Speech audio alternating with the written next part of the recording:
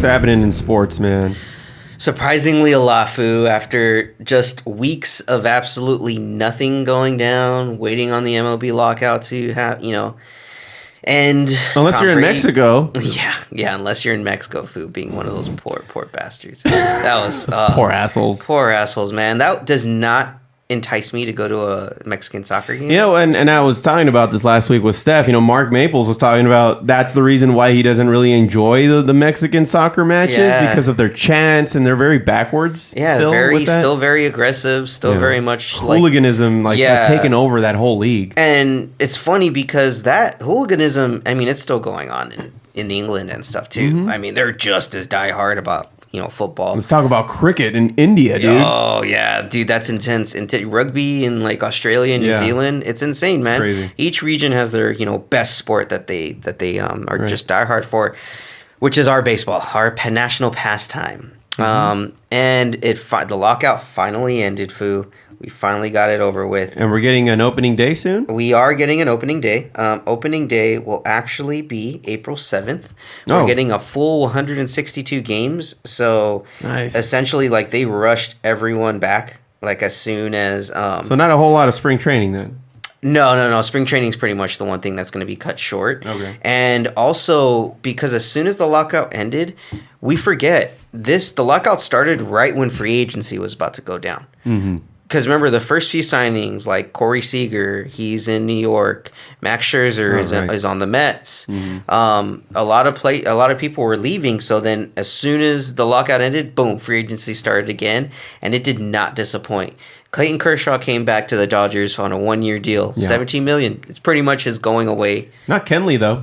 Kenley did not. Kenley actually went to the Braves, but I'm okay with that because essentially we just swapped Kenley Jansen for Freddie fucking Freeman, Fu. That's exciting. That is exciting. That's exciting. Pair him up with fucking Mookie. With Mookie, and a part of the ending of that lockout, we actually got the universal DH. It's finally happening. So the National League will now have a DH, meaning more dingers. Because this is our lineup. Think about this. We have Mookie Betts, Trey Turner, the guy that was one of the top bats last year still. We got Freddie Freeman in the 3 spot. We have Justin Turner. We have Cody Bellinger. We still have Will Smith. We have Max Muncy. And we have Chris Taylor. Jesus Christ. That right there is a World Series starting lineup. Yeah. If these guys can just stay healthy, that's all we ask. Just stay healthy. Just give us a max of at least 120 games. If you can just give us 120 games or even 100, cool, dude. We'll skate by. Because remember, we were already a 100-win team last year. Mm-hmm. And now that we got Freddie Freeman, whoo. Yeah. Oh, Lord. And going back to Kenley Jansen, it's funny how that particular thing worked out. Do you think he was done with the Dodgers? I think it was a little bit of both because I think they told him that you're not going to be the type of closer that you once were. Yeah. Well, he was asking for 3 years. Yeah. And then he takes 1 year with the Braves. Yeah. Or 2. It was 2 years, I believe. 2 years. I believe it was a 2-year deal. So was he trying to just get the most of it while he could, and then he couldn't? He was I think he really was hoping he could retire a Dodger. Mm-hmm. But, hey, if I'm still here for 3 years, why not give me a little extra? Yeah. But yeah, Dodgers are not dumb. Even though we have the biggest payroll, or we can have it, they're actually pretty smart with how they spend their money. Now, Freddie Freeman, he got 6 years, $162 million deal. Still a lot of money. Still a lot of money for 6 years. So he's roughly making about $27 million a year. Jeez. And then Kenley Jansen's deal, I'm pulling it up right now, is 1 year, $16 million. Oh, 1 year. Yeah, but it's a $16 million contract. Wow, they paid for so that. Most likely that's probably what he wanted, 3 years, $16 million. Mm-hmm. And Dodgers were like, bro, we're not paying you $16 million. You're not as great of a closer as times 3. They probably were like, we'll give you 16 mil this year, but next year we'll cut it down to 12. The year after that, 11. Cascade, just have a front loaded contract.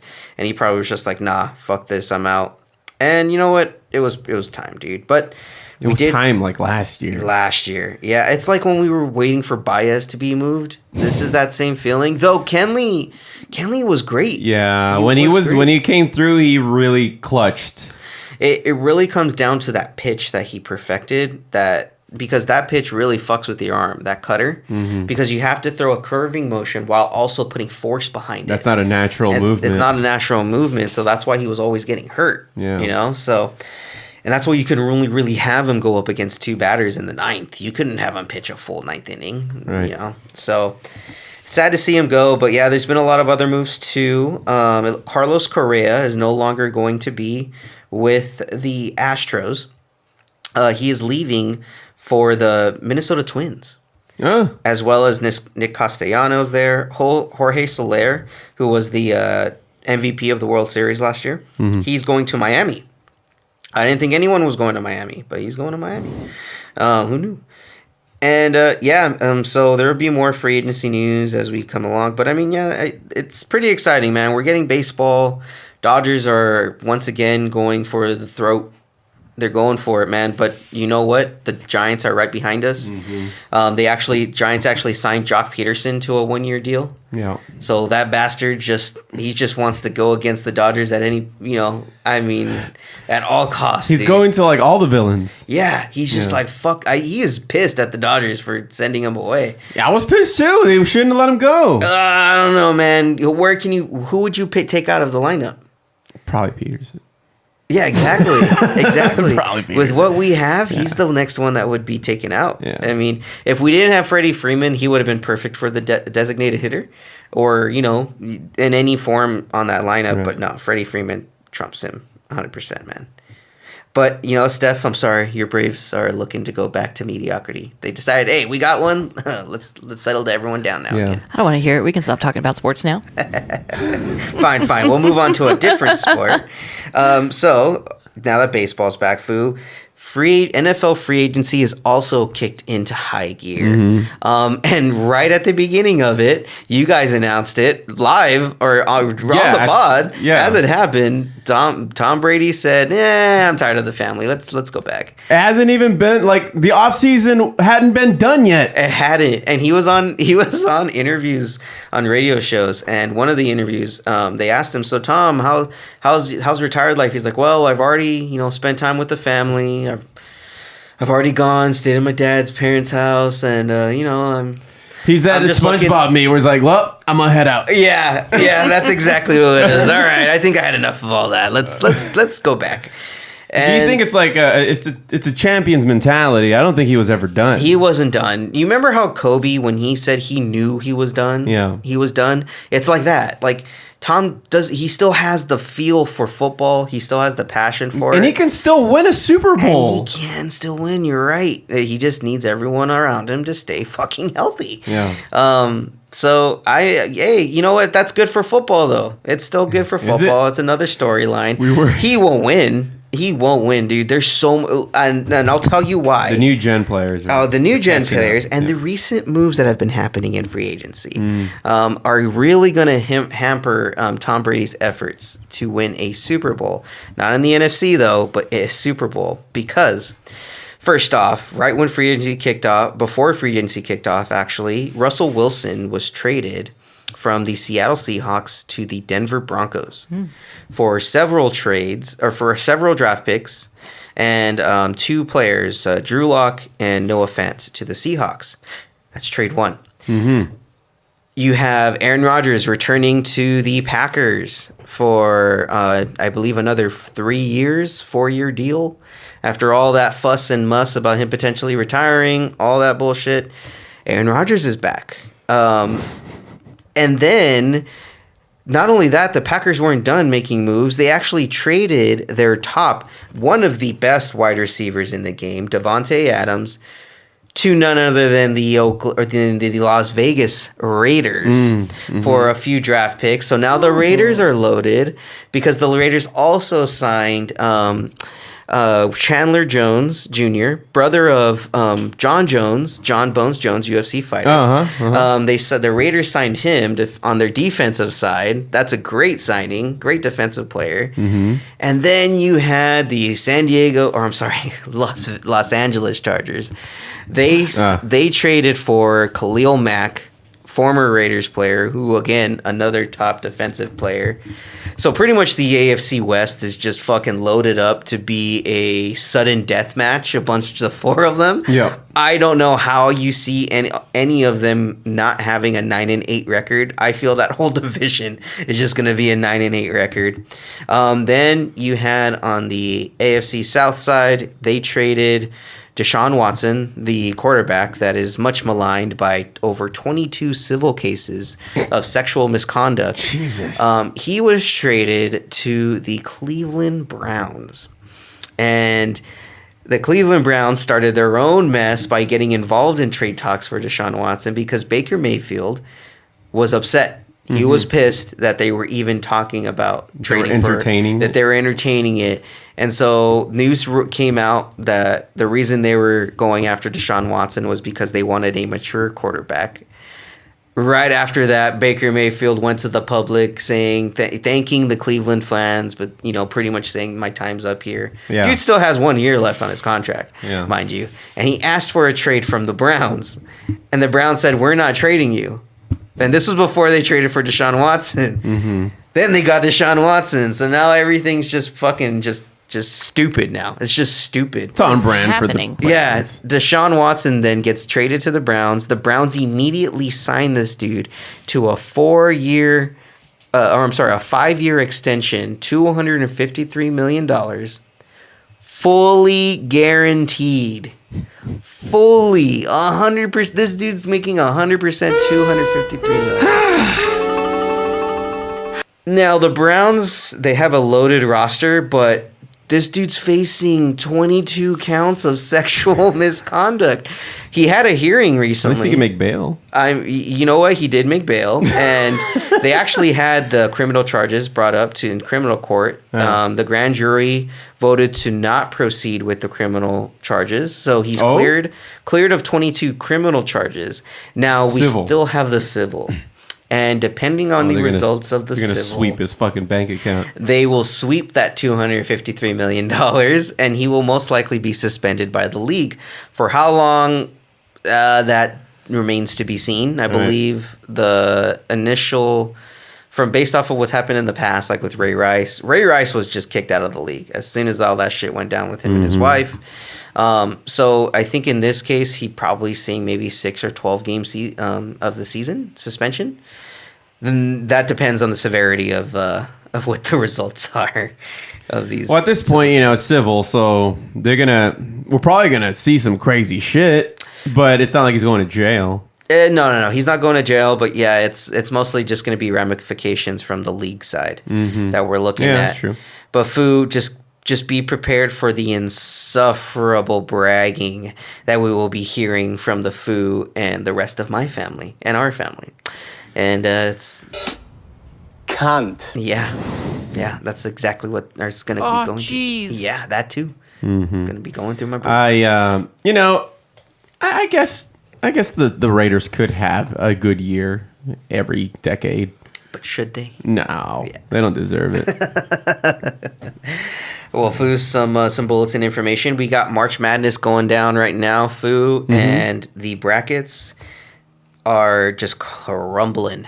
They have crumbled. They've never had a perfect bracket, right? No, and there still is no perfect bracket. As of yesterday, there was only 1 out of 17.3 million brackets that had been submitted that was still perfect, and I believe it just was busted today.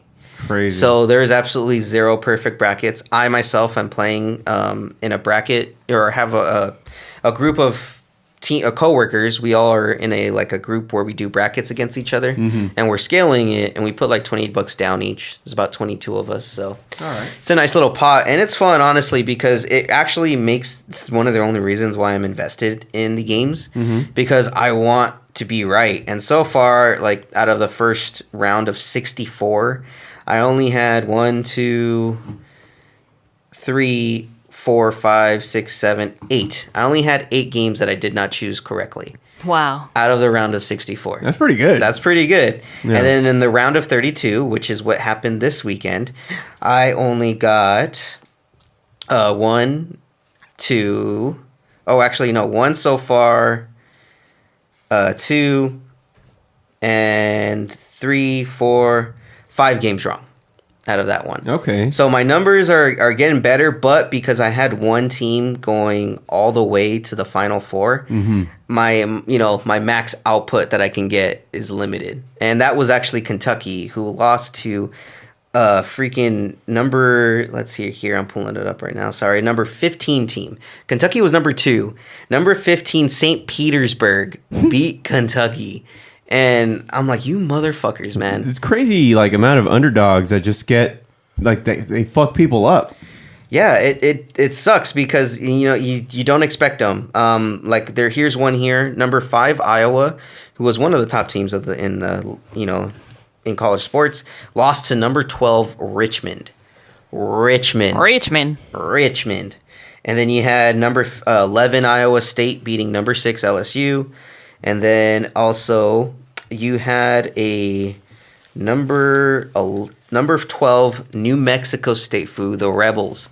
The Rebels beat them Huskies. UConn, number 5.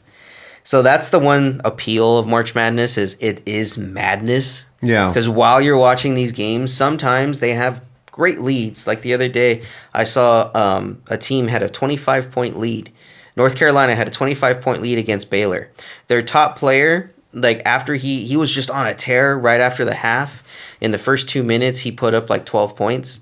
And then all of a sudden, he gets called for a flagrant 2 foul, kicked out of the game. All of a sudden, you start seeing Baylor start inching back. Dang. And then another player of theirs, top player, gets fouled out. Then they start inching back more. Eventually, they tied the game up to go to overtime. And then in even overtime, it was just constant timeouts, constant fouls. It was just intense. And that team, Baylor, was the one that won it last year. So eventually, they ended up getting upset by North Carolina. So again, like you don't know what's going to happen, and that's what's exciting about it. And even though it's only like a leg up from high school, a lot of these players are actually still pretty good. Yeah. Especially now that the NBA has instituted the G League and allowing kids to go straight from high school into the G League. You see a lot more college players that have been there a lot longer. So the quality is a little bit better. For instance, Villanova, not a single freshman on that team, at least is starting. Everyone that they have are sophomores, juniors, and a couple of actual graduate players. So you're seeing a lot more loyalty and a lot more longevity in these teams, which is what college basketball has missed.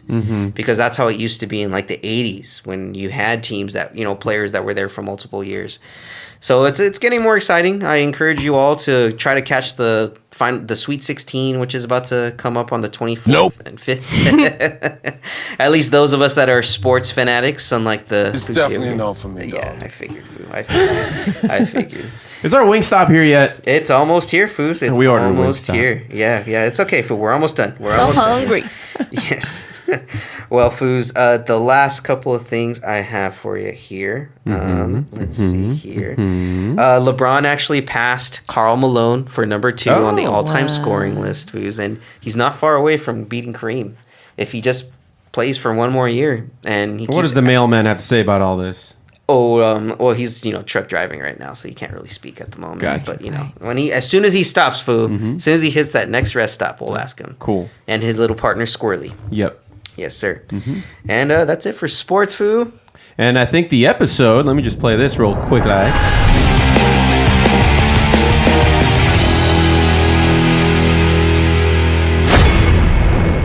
Thanks everybody for tuning in, man. This is a two-parter here. So the first one's going to be all Tanner Poppett's music highlights, and then we're going to finish it off with the what the fuck you just heard. The huge.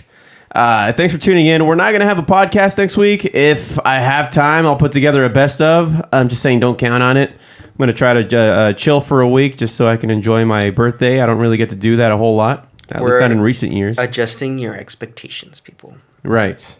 And, I haven't enjoyed my birthday in recent years because of fucking COVID.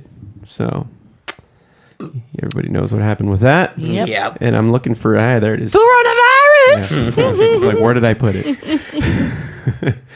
But anyway, anything else you guys wanted to touch on? Or is there something I forget to say? Or are we good here? Let's chow down. All good. right. Cool. Well, thanks very much for listening into the Foobar Show. Remember to hit subscribe and be sure to rate, review, and tell a friend like a freaking champion. You can also listen in and get our swag at FoobarShow.com. That's FOOBarshow.com, and follow FOO Bar Show on Facebook, YouTube, Twitter, and Instagram. Join in, drop us a line, and we'll fill it up like a couple of foos. I've been Josie. I've been Josh. And Steph. And for Tanner Poppet of Madras and Poppet's Corner, signing off saying, don't be